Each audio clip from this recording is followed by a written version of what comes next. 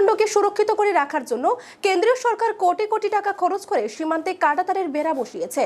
সেই কাঁটাতারের নিরাপত্তার দায়িত্বের জন্য রাখা হয়েছে সীমান্ত নিরাপত্তা রক্ষী।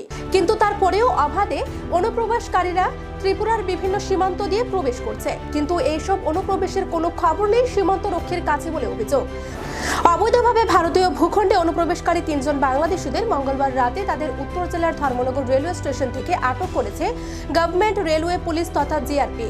এই 3 জনের মধ্যে 2 জন মহিলা ও একটি শিশু রয়েছে। তাদের নাম যথাক্রমে সালমা বেগম বয়স 23 বছর এবং তাহিরা বেগম বয়স 42 বছর। তাদের বাড়ি বসিরহাট জেলার অন্তর্গত মৌলভীগঞ্জ থানার আমতলী গ্রামে।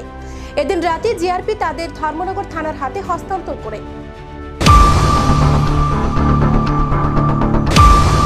আজকে কুমারঘাট রেলওয়ে স্টেশন থেকে 105 বিএনবিএসএফ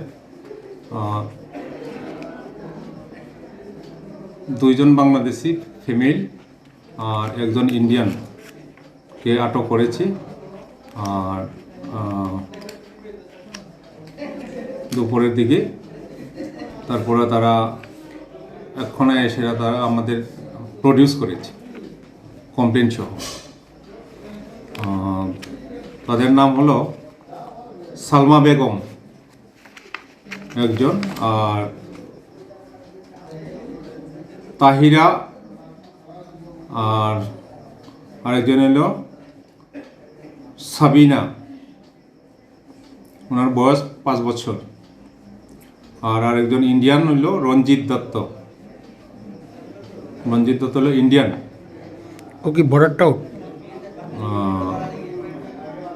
এখন তো উনি যেহেতু নিয়ে আছে মানে টাউটেই, তারপরে ইনভেস্টিগেশনে দেখা যাক কি আছে, তারা মানে বলা যাবে। তারা মানে কোথা থেকে মানে প্রবেশ করেছিল, কোন দিক দিয়ে কি জানতে পারছেন?